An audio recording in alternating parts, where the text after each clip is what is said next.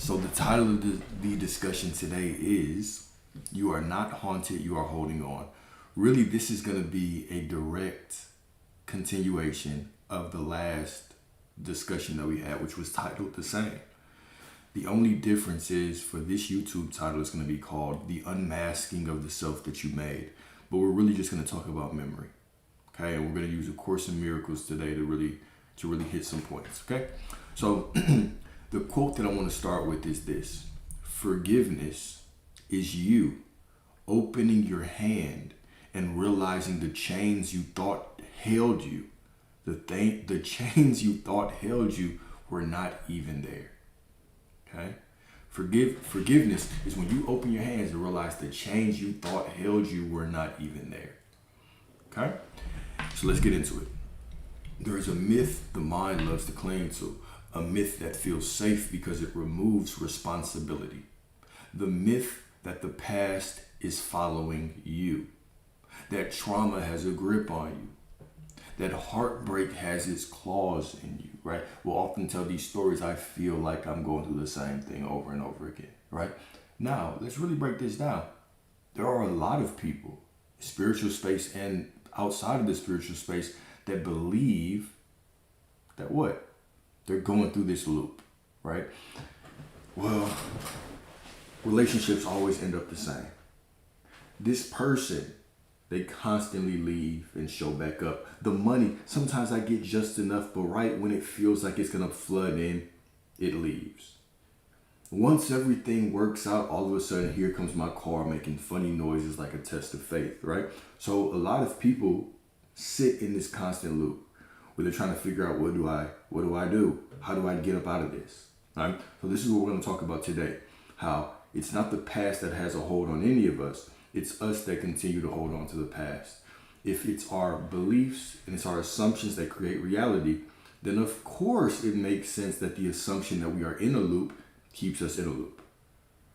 If it's our beliefs, our assumptions, our identity that keeps us in a loop. If I'm identifying as someone that's in a loop, well, guess what? Ta-da, magic, right? It shows up. So this is what we're going to talk about. Okay? So here we go. Nothing from your past is chasing you. Nothing is attached to you. Nothing is pulling you back.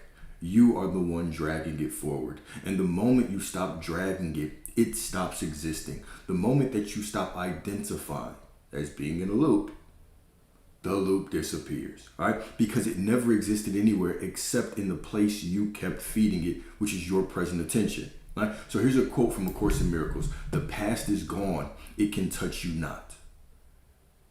The past is gone. It can touch you not. We will often use the past as a way to explain who we are right now.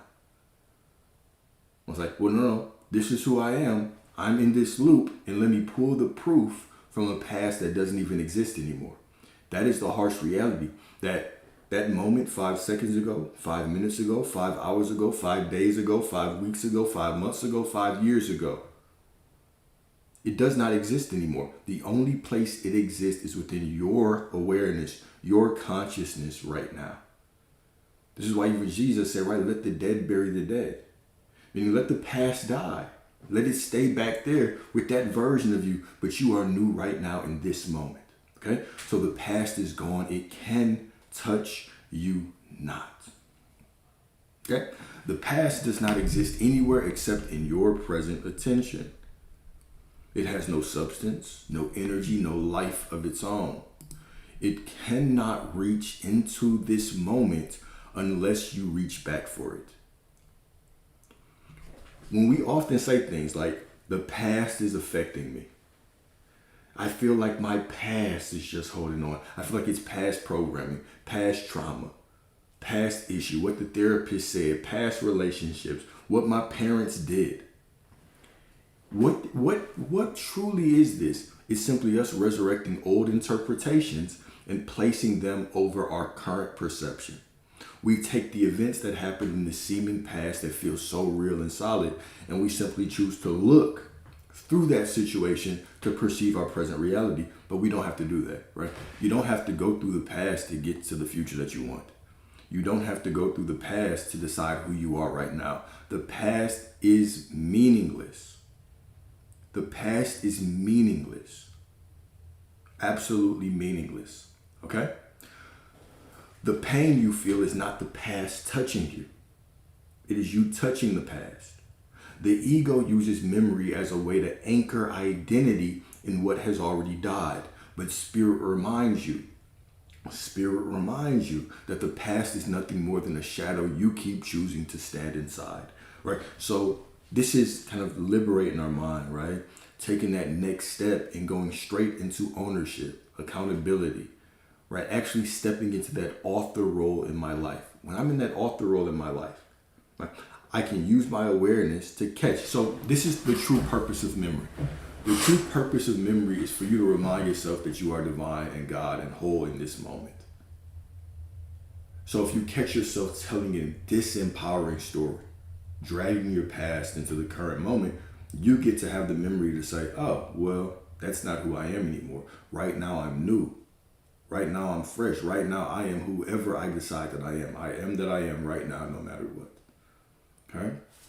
So here we go. The ego, let me read that one more time. The ego uses memory as a way to anchor identity in what has already died. But spirit reminds you that the past is nothing more than a shadow you keep choosing to stand inside. This is why awakening feels like resurrection. The moment you recognize that the past cannot touch you, you stop dragging dead stories into living moments. You stop expecting old wounds to repeat themselves. You stop letting outdated identities dictate your future. This was a very powerful line right here. You stop expecting old wounds to repeat themselves.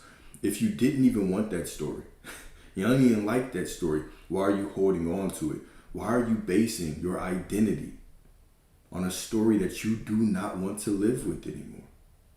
Why would I say this always happens with this person if I no longer want to identify with it anymore, if I no longer want to experience it anymore? If I truly know, which all of you know this, okay? All of you, if you are sitting here listening to it, you're either getting your thumbs ready to troll, or you know that your assumptions and your identity creates your reality. And if you understand that your assumptions and your identity create reality, then why take on the assumption or the identity of something you don't want to experience anymore? Right? It makes no sense. Okay? So we stop expecting old wounds to repeat themselves. We stop letting outdated identities dictate our future.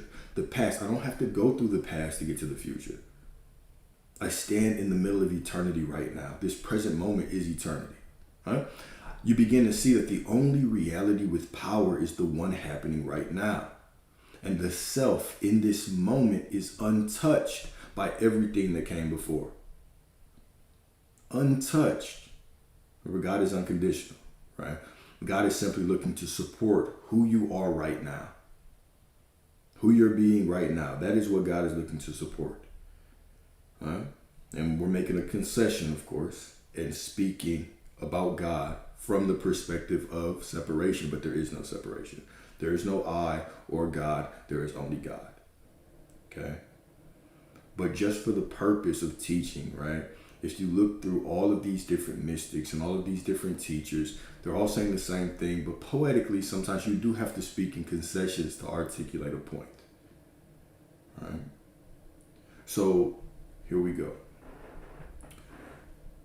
The self, all right? The self in this moment, you in this moment, are absolutely untouched by everything that came before. The same way that we'll talk about the nature of God, and I'll say, well, God is untouched by your emotions, untouched by your thoughts. It's not the emotion that even creates, right? We might feel sad, and because we have this sadness, all of a sudden we attach a story or an identity to it. We say, because I'm sad, I must be a shitty person. Because I'm sad, things must not be working out. That's only the truth because you said it. You could just as easily have said, my thoughts and emotions mean nothing because I am that I am no matter what. Boom. Either way, you're right. Right? So yourself right now is not touched by the circumstances. It's not touched by how you feel. It's not touched by your thoughts about the past. It is only looking to see, who do you say that I am right now? Who do you say that you are right now? There's a beautiful quote in scripture where Jesus is talking to his disciples, and he's asking them, like, who am I? Right? Who do y'all think I am? Who am I? Who do they say the Son of Man is? Well, some say that you're the prophet, this. Some say you're this. Some say you're that. Right? And he said, no, but who do you say that I am? Who do you say that I am? Remember, Jesus metaphysically represents your I am awareness. Represents your consciousness, your state of being, your I am awareness of being. Okay, who are you being?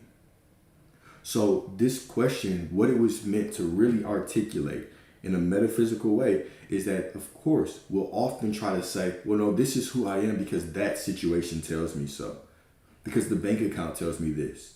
Because the ex told me that. Because my parent says that. Because the job says this. Because my past says this. Because the pattern that I'm perceiving says this. And Jesus is eliminating all that. He's saying, get all of that bullshit out your mind. I don't care what it looks like. I don't care what other people say. Who do you say that I am? Who do you say that you are? I don't care what the situation looks like. I don't care if it looks like a loop. Who do you say that you are? And understand that who you say you are is what dictates the reality that you step into. If you want to step into a time loop, then keep saying that there is one. Then keep saying that you are the person that continuously steps into a time loop, and you got to figure out why. There's no loop. You're not experiencing the same thing over again. You're simply experiencing your story. All these women ain't shit. You're not experiencing all these women. You're only experiencing your story.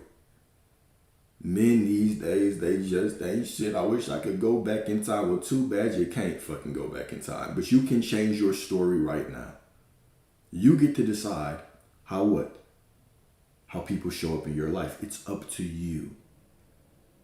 It's up to you, right? So right now we stand in the middle of eternity with all versions of everyone existing right here within us.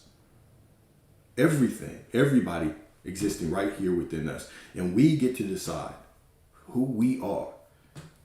We get to decide how we're perceived, how things unfold, who we are. And that changes everything, right? You cannot go out there and effort your way into changing the situation.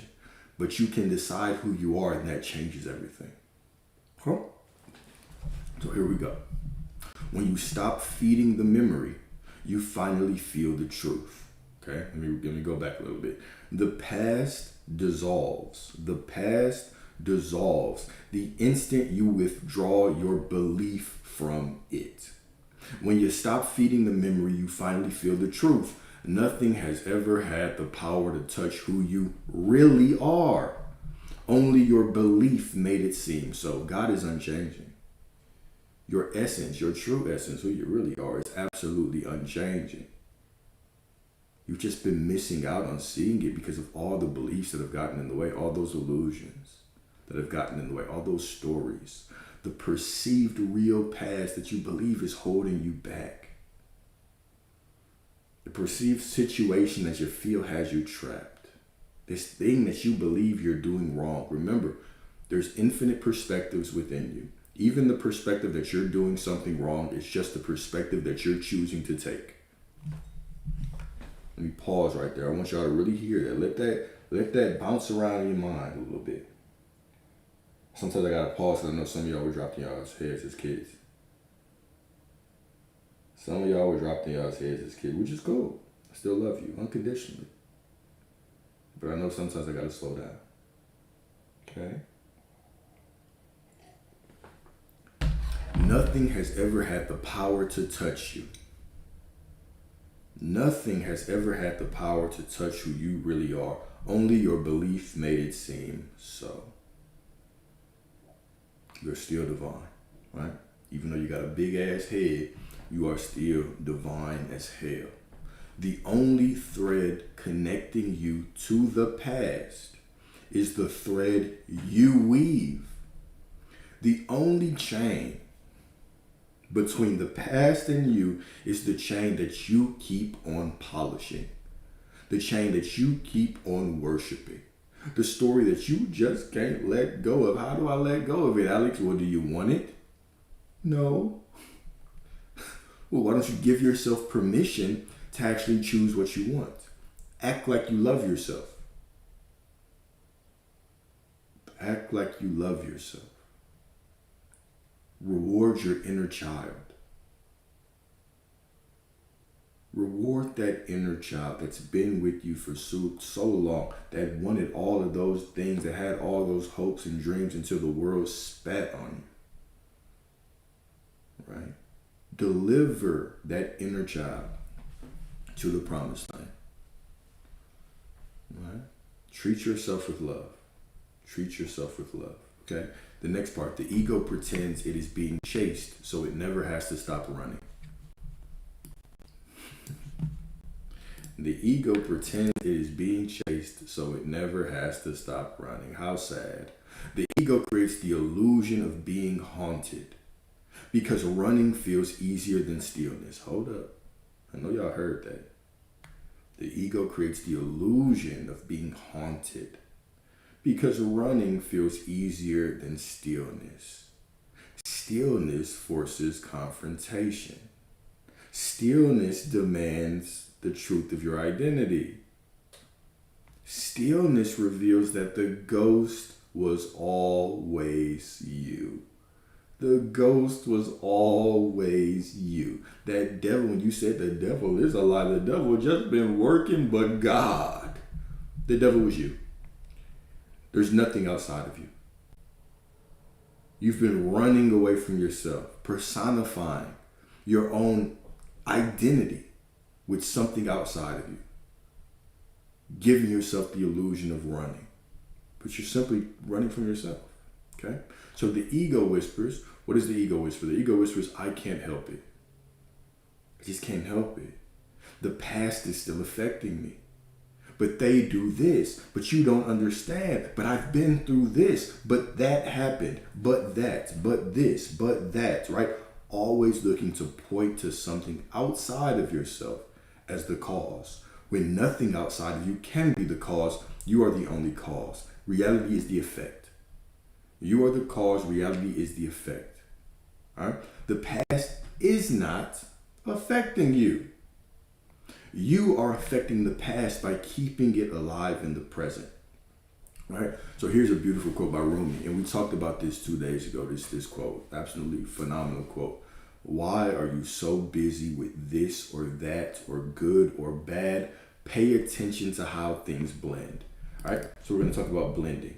Pay attention to how things blend. Okay? Because that sounds a little mysterious at first. Pay attention to how things blend. What do you mean, Rumi? You know, sometimes you motherfuckers from the old days, they start talking in riddles. Poems and riddles and quizzes. Making sure you're paying attention. You miss one word, you miss the whole thing. Right? Why are you so busy with this or that or good or bad? Pay attention to how things blend. I want you to think about the human condition, how we've been programmed to be. All right? You might see a situation in your life and say, man, it's just not working out. Okay? And so you see something's not working out, right? And you look at it and you say, because it's not working out, I must be doing something wrong.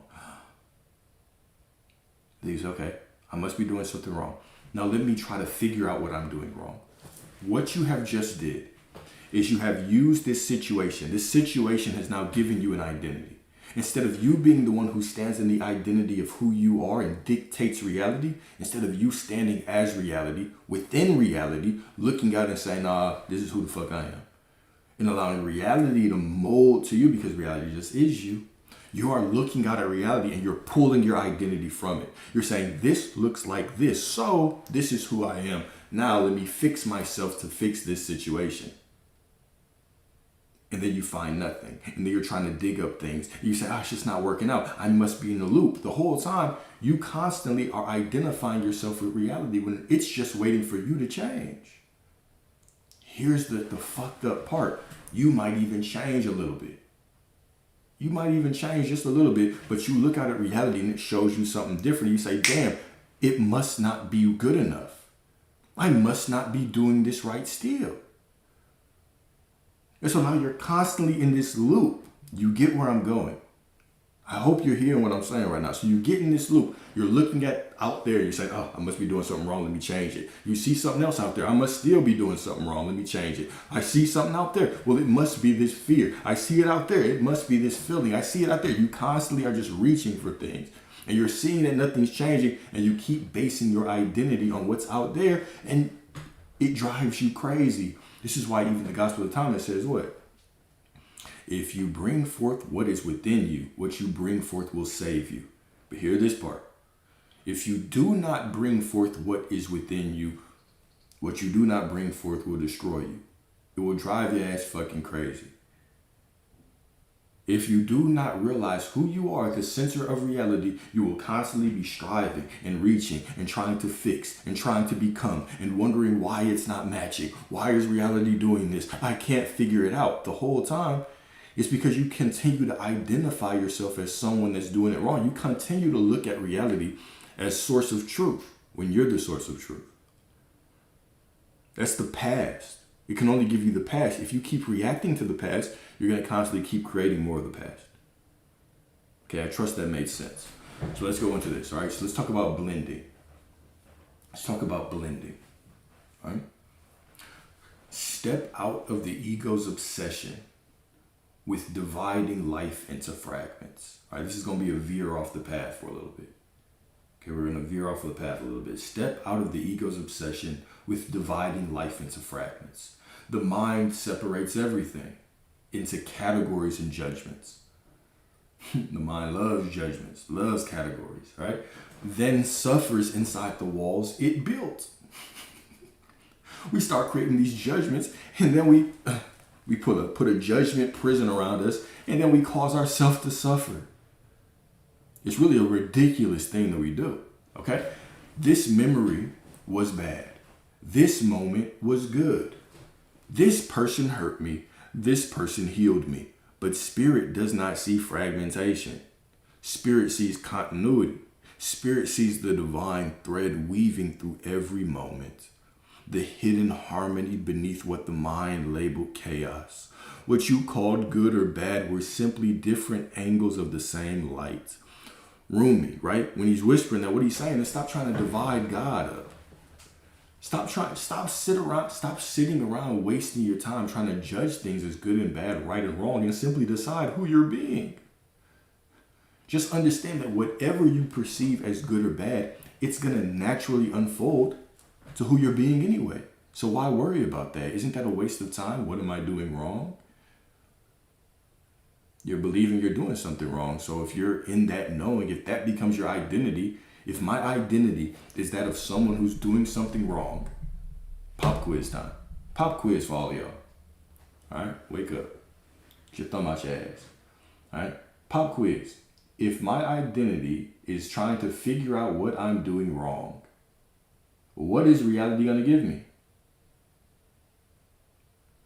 If reality can only give me who I'm being, and I'm being someone that's constantly looking for what I fucking did wrong,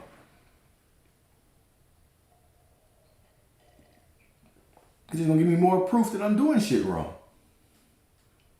And I'm going to be sitting there yelling at the mirror, what's going on? Why are you not changing? Banging my head against the mirror. The only thing that's hurting is me. It's my fucking head.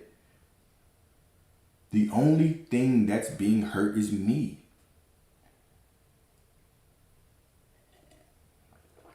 This is why when we come into this space from lack, right? And I want to say this with love. This is why when we come into this space with lack, right? Or via lack, why certain things can be so harmful, right?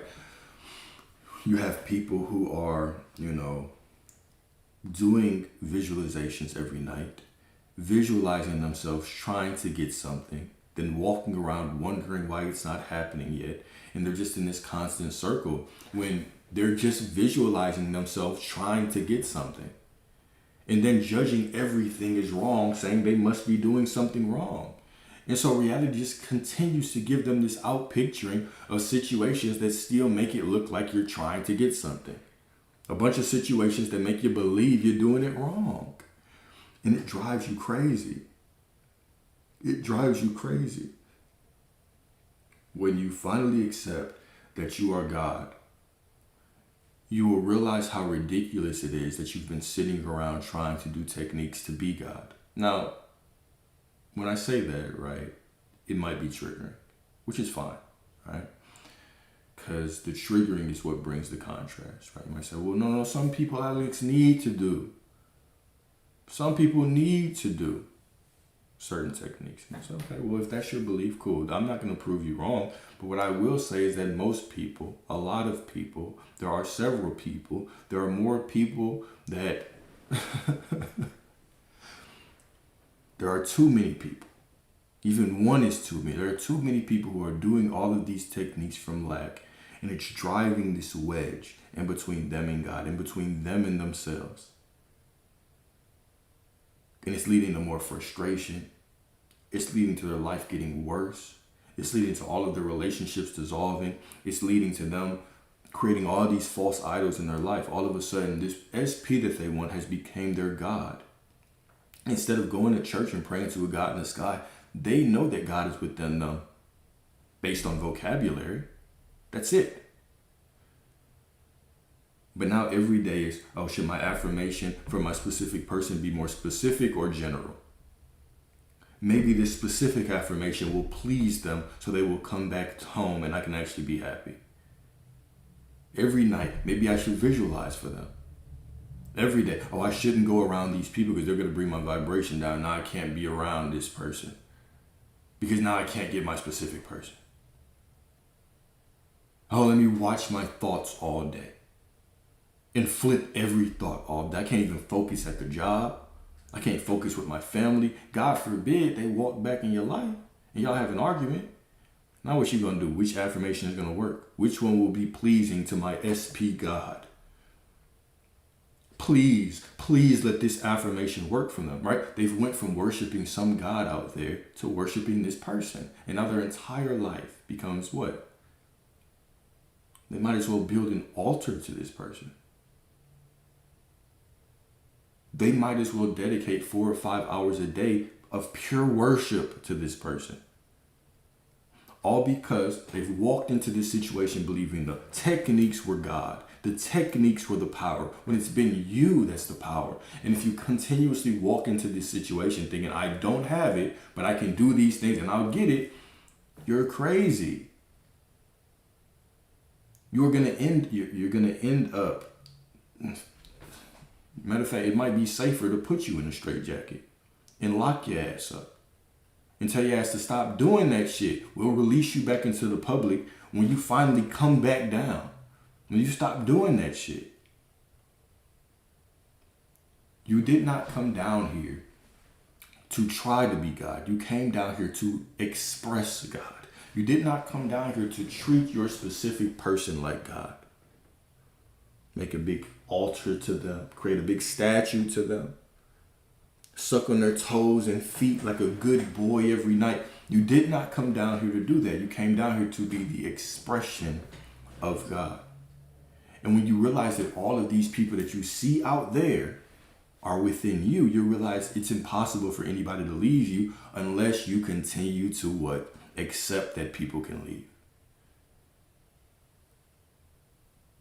When you realize that you are love, you realize it's impossible for love to leave me unless I decide that love leaves. It might seem like, the illusion might look like this person is leaving, but love can't leave. And you are me, and I can't leave myself, so how can you leave me?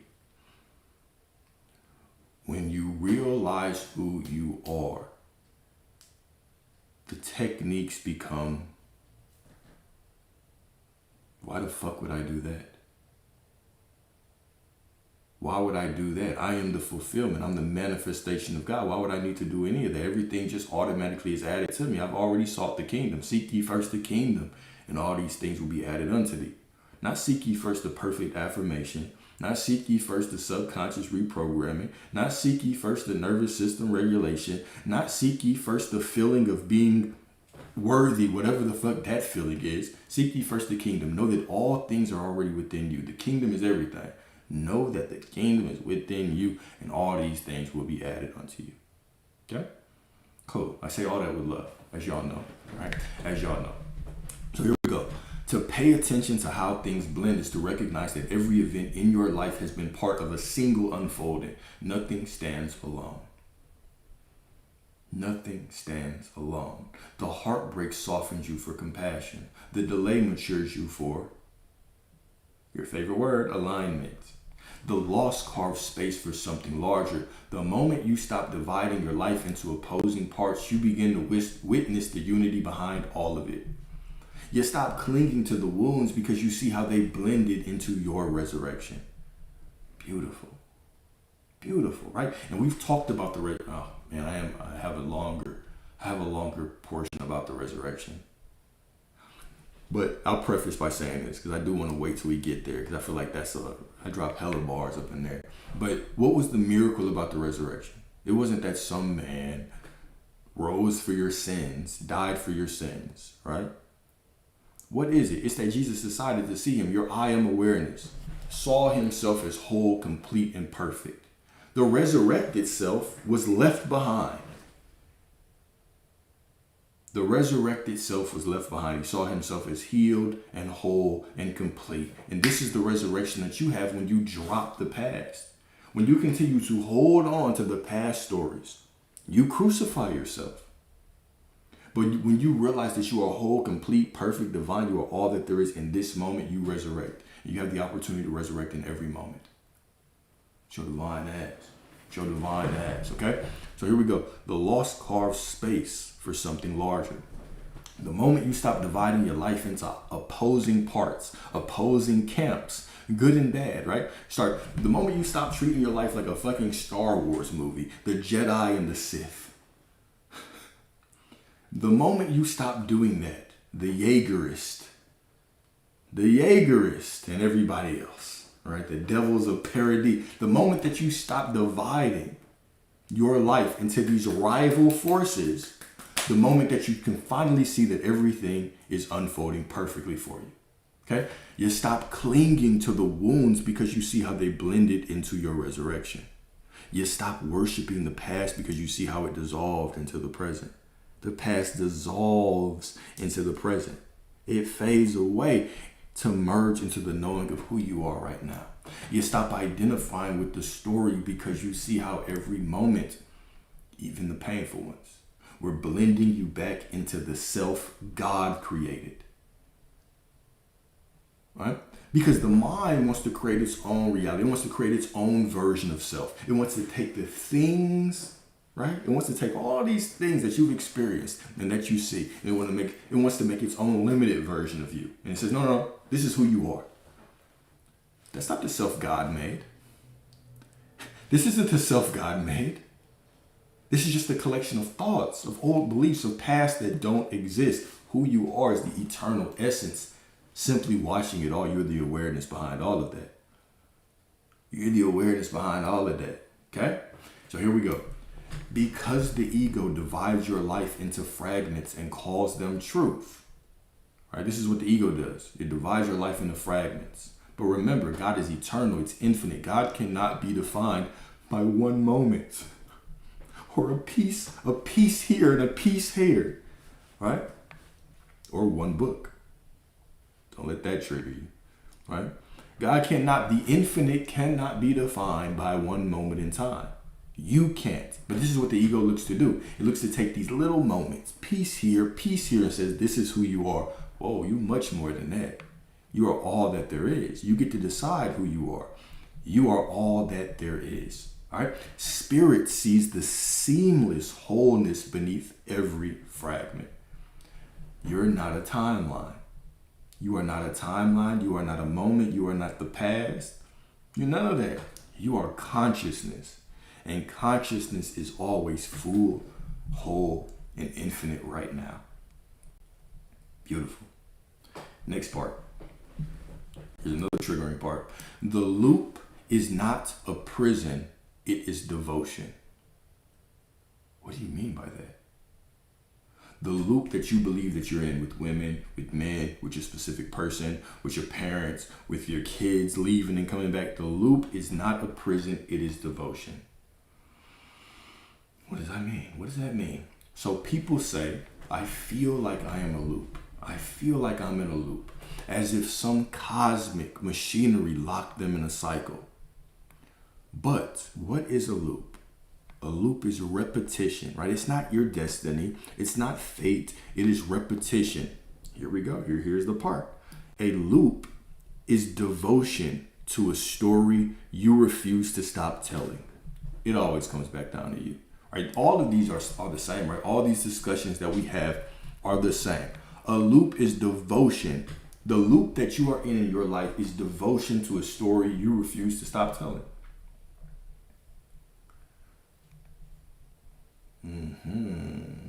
Exactly.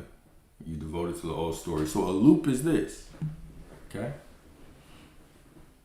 The same identity with the same feeling. Matter of fact, let me take your feeling off, because I know that if I post this later, I'm gonna have to explain it. A loop is this: the same identity with the same acceptance, interpreting the same memory, okay? Through the same identity, creating the same reality and calling it proof. Okay, let's say it like this: the same thought with the same acceptance, interpreting the same memory through the same identity, creating the same reality and calling it proof. You are not in a loop. You've never been in a loop. You're simply replaying yourself. You are replaying yourself. And if you keep replaying yourself, so will reality. Reality says, yes, boss, you got it. If this is who you want to be, then this is who you can be. Let go of it, right? Give yourself permission to receive what you want. You're the only one that can give you permission, right? So here's another loop that people get into, right? And I was on this loop for a while, is the loop to try to find something that makes this information click. Next affirmation, the next lecture, the next book, the next meditation, the next technique, the next fast, the next semen retention streak, the next grounding out in nature, the next road trip, the next travel, the next something is going to be the thing that makes it click. But only you can give yourself permission. Only you can make the choice that, okay, I am going to be God. I am simply going to decide to be God. Only you can go all in. Here we go. So here's a quote from A Course in Miracles. And I kind of alluded to this earlier. How much time I got? We got like 20 minutes. We good.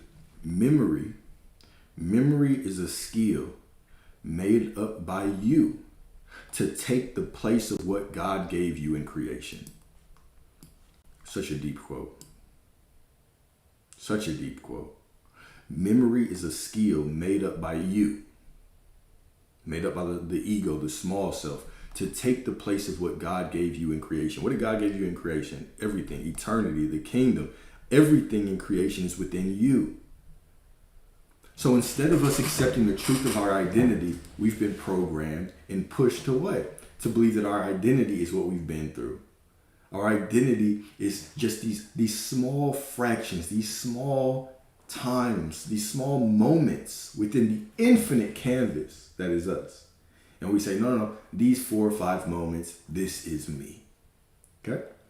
Memory is not a sacred archive of truth. Memory is a mental habit, a constructed lens, a selective distortion that the mind uses to anchor itself in identity. God gave you creation, the kingdom, all that there is, which means pure presence, infinite possibility, and eternity right here, right now. The ego could not control that, so it invented memory, a looping slideshow of partial perceptions to distract you from the limitless reality unfolding in every moment. Let me say that one more time. It was a tongue twister. It's a tongue twister, okay? So God gave you creation, which means pure presence, infinite possibility. God gave you this moment, and eternity is in this moment. And guess where this moment is located? Truly, within your divine ass, within you. You're not just powerful, you are all powerful. All right? So right now you have eternity within you. The ego could not control that. What does that mean?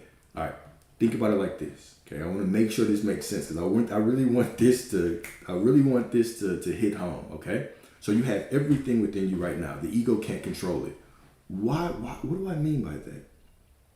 Have you ever seen someone that stays at a job that they hate? They complain about the job every day, but they won't learn a new skill to get a new job. They won't put in more applications because that's uncomfortable. Why? Because they can't control it. Because the ego mind, there's a phrase that we use in humanity, and we'll say people will prefer a similar hell versus an unfamiliar heaven. It's not that people just naturally want to make themselves suffer.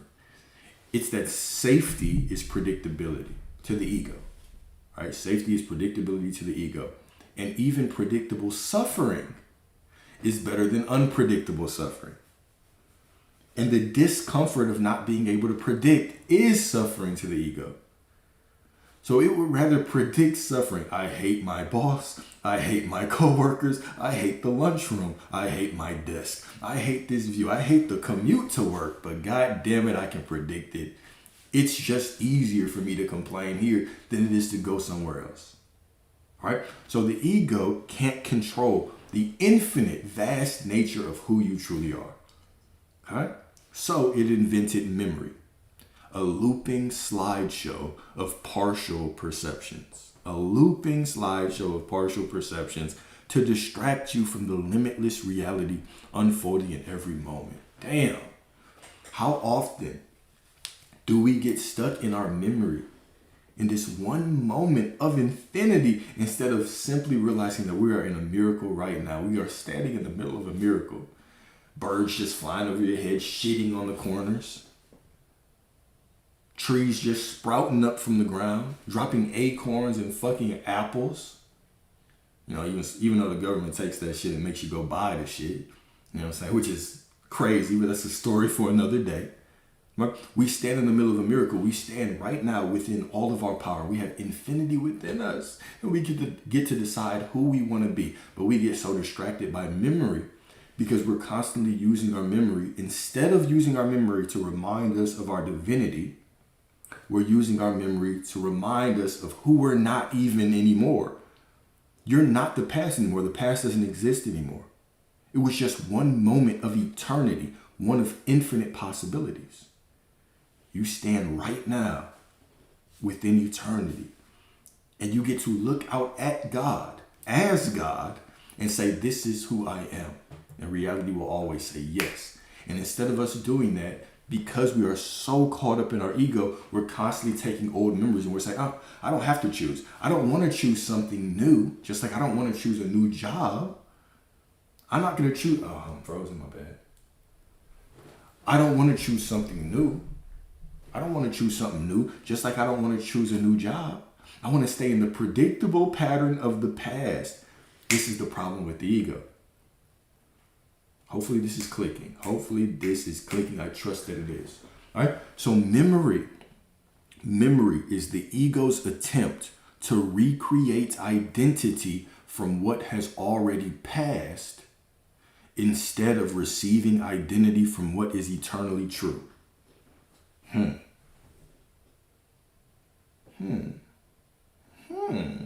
know that shit make a little bit of sense. Sometimes I make a little bit of sense. This is why memory feels powerful but often painful. It's not showing you what happened. It's showing you what the ego wants you to keep believing. Memory replaces God's creation with the storyline you cling to, then convinces you that story is who you are.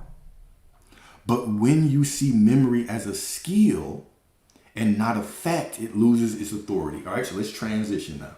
We've talked about how most of us use our memory in this shitty way to recall situations we don't even like and use it to identify who we are in this moment. But when you see memory as a skill and not a fact, it loses its authority. Beautiful. You recognize that you can stop using memory to resurrect old identities and start using it to remember your divinity. Meaning, now, the skill that I cultivated with my memory to pull up shit I didn't like, now I use that memory to what? Remind myself that I'm divine and whole and complete and perfect right now. The situation is what it is. But I am that I am. But I am who I decide that I am. Do you hear me? I know you do. I know you hear me. All right. The past cannot shape you unless you hand it your consciousness. Right. The Christ mind, which is you. The Christ mind, which is you. He said it 3 times just to make sure it sink in. The Christ mind, which is your divine ass, could never be held by the past unless the Christ mind decides to hold on to it. You are not just powerful, you are all powerful. The Christ mind, which is you. Right? No, it's just you right now. I know what you thought. Well, my chakras are a little off right now, Alex. It might not be me. No, it's still you. I don't know. I haven't been fasting, Alex. No, it's still you just right now. I just don't feel worthy sometimes. No. It's unconditionally you. Unconditionally, without conditions. You just are it. You are the Christ mind. You don't have to raise a kundalini. You don't have to do that. You don't have to open your third eye. You don't have to open up your chakra. You don't have to go on a semen retention streak. It doesn't supercharge shit. The only reason you thought that was the case is because your divine ass was so powerful, you believed it, and so it was. You are the Christ mind. The Christ mind can only be held in a prison that the Christ mind chooses to cling to. The past cannot hold you. The circumstance can't hold you. A thought can't hold you. An emotion can't hold you, right? Imagine a thought holding back God. Imagine an emotion holding back a feeling. Holding back God. My goodness. But this is how we act sometimes. Oh, well, how do I escape my anxiety so I can get what I want? So you think your anxiety is stronger than God. Is that what you're trying to imply to me? That you think your anxiety is the creative power of the universe? In the beginning was the anxiety. And the anxiety said, let there be light. Is that what you think happened? Or do you understand that it's the word, it's I am, it's your state of being that creates? It is your state of being that creates. All right, so here we go. All right. The past cannot shape you unless you hand it your consciousness. What God gave you is now. What the ego offers is memory. What God gave you is now. What the ego offers is memory. 3 times. What God gave you is now. What the ego offers is memory. One frees you. One confines you. And every moment invites you to choose which one you will live from. What will you serve? Who will you be? What do you want? Who are you? Beautiful. Memory is not involuntary. It's not destiny. It's not fate. It's a choice. Memory is a choice to see a partial perception and pretend it is the whole. That is all you're doing. A partial perception and pretending it is the whole. You can stop choosing it today, right now. Not after the next meditation. Not after the next 13-day juice cleanse. I know some of y'all thinking, I got to get my juice bottles ready. I got to get my juicer ready. You don't have to do none of that shit. You can make the choice right now. Right now. Do all that juicing too, right? Get your body right. You know what I'm saying? When your SP, you know what I'm saying, comes back, you got the body right. You got the juices flowing, right? But you are already perfect right now. You don't have to do none of that shit. Do not make the unconditional conditional. Don't make God conditional. Decide who you are. Accept who you are. Okay? Next part. The resurrection is your birthright. I feel like we're cooking today. We still got a couple minutes. I feel like we're cooking today. All right? The resurrection is your birthright. The crucifixion is the moment you were hurt. So we talked about the crucifixion a little bit. We're going to talk about it a little bit more. All right? I'm going to read through this and then I'm going to break it down. All right? Because I want... you should already know where I'm going, right? The crucifixion is the moment you were hurt. The resurrection is the moment you stop identifying with the one who was hurt. Jesus, right, did not rise because his suffering was undone. He didn't rise because he figured out why he had to figure out what went wrong to get me crucified. That's not why he got out of it. Okay? He rose because his identity was untouched. Identity is untouched by circumstance, untouched by emotion, untouched by feeling, by thought. It's untouched. Okay? So when Jesus said, let the dead bury their dead, he was teaching you to leave dead stories with dead identities. The past, leave it with the past version of yourself. The past story can stay with the past version of yourself, but who do you decide to be now? The crucified self, hear this. The crucified self is the one who was betrayed, abandoned, overlooked, unloved, right? Let down. Somebody turned their back on you. That's the crucified self. The risen self is the one who knows none of that touched the truth. Nothing that happens out there has anything to do with my identity. I get to choose my identity right now in this holy, divine, eternal, present moment. The crucified self is memory. The risen self is truth. The crucified self says, look what happened to me. The risen self, the resurrected self says, none of that changed who I am. I am that I am no matter what. Your resurrection begins the moment you stop clinging to the crucified version of yourself. Let's break it down. Let's break it down. All right, let's break this shit down, okay? So I'm going to challenge you, right, to step in, to put your metaphysical glasses on. Okay, put your metaphysical glasses on. I have no care about if this is speaking about a historical truth. We're talking about this from the perspective of you, where Jesus represents the I am awareness, the first begotten Son, the first manifestation of God. I am. The first manifestation of God. I am. In the beginning was the Word. The Word was God. The Word was with God. Okay? So the first manifestation of God is I am. This is what Jesus represents. It's God. Awareness. Existence itself becoming aware. I am. Awareness. I am. This is your true nature. And now when we get further, God, Jesus being born, right, represents what? Your awareness of self. You become aware of yourself. All right, so I'm going to read through this. The crucifixion is not just an ancient event. It is the symbol of every moment life pierced you. Every betrayal you internalized. Every time you were dismissed, misunderstood, abandoned, or left holding the weight of your own pain. The crucified self is the version of you that learned to survive through memory.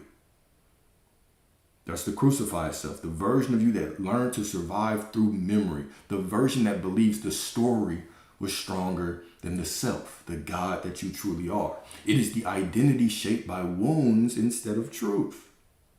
So when Jesus hung on the cross asking why God had forsaken him, hear this. He was touching the same illusion you touch when you believe suffering has authority over your worth. The crucifixion represents the moment the ego screams, this happened, therefore this is who I am. So metaphysically, what this represent, right? What this represented, what Jesus represented, right? Doing this, what did it represent? My God, why have you forsaken me? That even the most awakened of us sometimes are untouched or are touched by the physical reality. But now, when that hits you, right? When you remember, when you use your memory the correct way, you remember that, oh, okay, this situation doesn't define who I am. I don't need to figure out why this is happening. I simply need to select who I am and allow the physical reality to catch up to the eternal truth, which is I am that I am. Okay? So the crucifixion represents the moment the ego screams, this happened, therefore this is who I am. It is not the pain that binds you. It is the identification. It's not the feeling or the thought or the circumstance that binds you. It's the identification with it. The ego loves identity. It loves identity. All right? So the resurrection is the moment consciousness remembers itself. It's the moment you realize the one who experienced the wound is not the one who lives right now. The risen self does not argue with the pain. It doesn't argue with the pain. I don't try to ignore the pain or fight the pain or deny the pain. It is what it is, but I am that I am. The risen self does not argue with the pain. It simply knows, not tries to know, not tries to believe, not tries to conjure up a feeling of it's going to work out. It simply knows. If you pay attention to even the studies of Neville Goddard, right? One of the things that Neville said was he would say assumption, but he would say a mere assumption. A mere assumption, just a mere assumption. This is what I'm saying here, all right? Simply knows, simply accepts that the pain never touched its essence. Jesus, right? Jesus, your I am awareness. Yeshua did not rise because the suffering was reversed. It wasn't reversed, right? He rose because the suffering never defined him. The suffering never defined him. Resurrection is recognition of who you are. It is what happens when you stop breathing life into the dead versions of yourself. When you stop rehearsing the story of injury and begin embodying the truth that pain never had the power to alter your divine identity.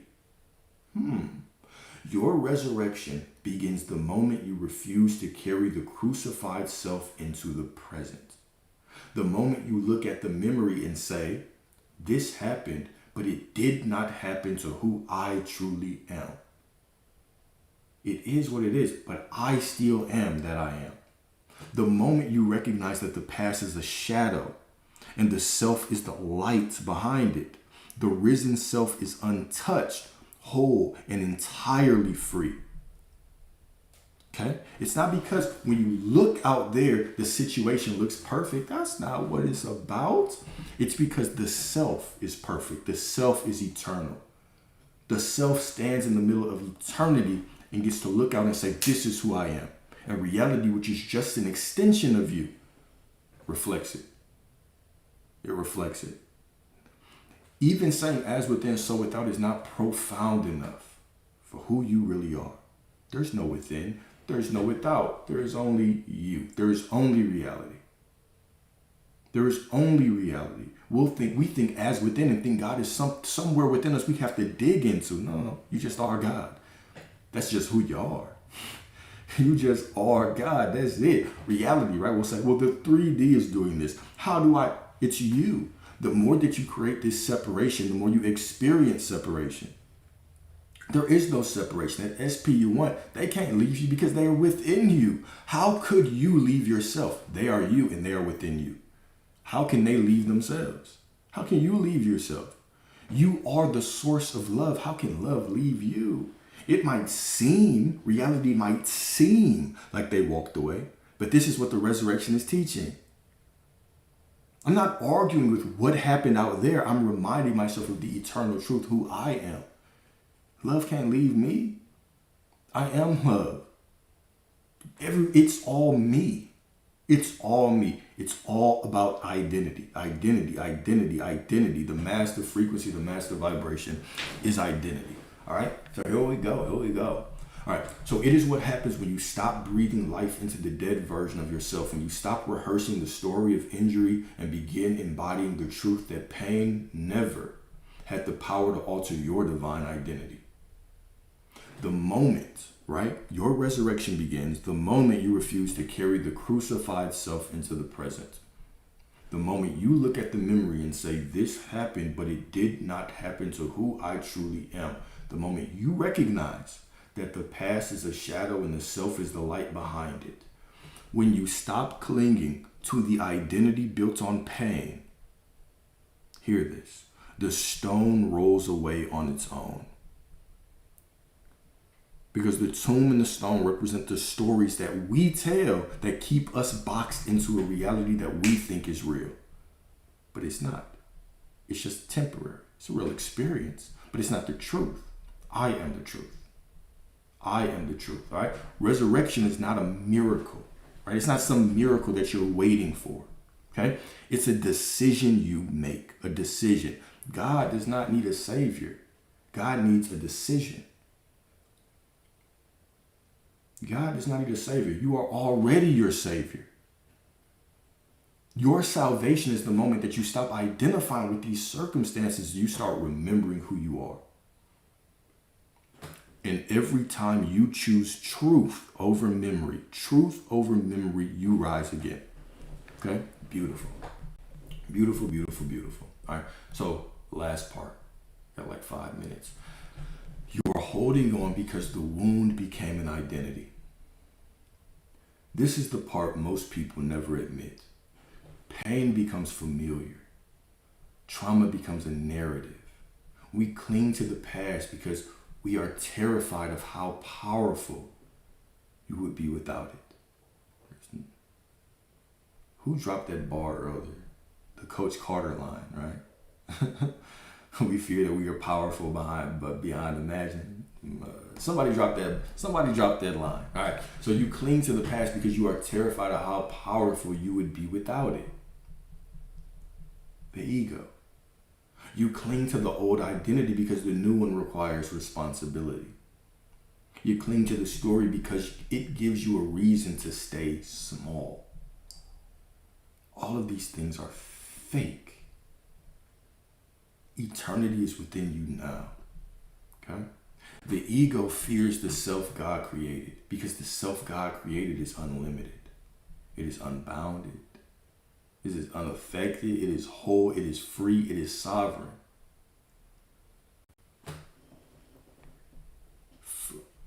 Matter of fact, I'm going to end it right there. Because I was going to go do another topic, but I want to keep this concise on the YouTube. I want to keep this YouTube video specifically about memory. Right? So the next part I was going to go into is forgiveness being the death of the old story. But I'm going to do that on another live. We'll probably do that this evening. We'll talk about forgiveness. All right? So in a nutshell, right? To kind of summarize what we talked about, okay? To kind of summarize what we talked about, you have a choice in every moment to worship the past, to believe that one moment in the past can truly define who you are, or you get to choose the truth, which is that right now, you are eternal, you are sovereign, you are all that there is. You stand as eternity. You stand within eternity as eternity, deciding who you are. Show divine ass, right? So we get to choose one of those stories. Choose the truth. The truth is nothing. You're bound to nothing. The Christ mind cannot be held by any pain, by any memory, unless the Christ mind chooses to be held by it. Okay? So I'm gonna wrap that up. I appreciate y'all, right? Of course, this video will be on YouTube. Okay, the document, it'll be on YouTube. So if you go to the link tree in the bio, damn, I don't even think I hit start on Instagram. I always just leave Instagram out. Yeah, I didn't even hit start yet. So it is just on YouTube and TikTok today. All right, so my bad for anybody on, well, you wouldn't know anyway. This document is gonna be on YouTube. So I'm already streaming to YouTube. Every time I go live on TikTok, I'm going live on YouTube as well. All right. So this document, all the quotes, all the notes are on the YouTube. You can go to the LinkedIn in the bio, or the link tree, not the LinkedIn. Do I even have a LinkedIn? Go to the link tree in the bio. You can find the YouTube. You can go there. You can download the document. You can do whatever you want with it, right? It's meant to help you. It's my way of giving back to y'all for listening to me talk. Okay? Until next time, love y'all. Appreciate y'all. We'll talk again this evening, and yeah, remember, all right, how do I live in the now when it comes to more disposable income? You realize that you are the money. You are the money. You are the disposable income, right? There's no money to make. You are the money. There's no love to find. You are the love. All right? It's closer to you than you are to your damn self. Right? You live in that knowing, and then you allow that money to unfold from within you. All right? Cool. Love y'all. Appreciate y'all. We'll talk very, very soon. Peace.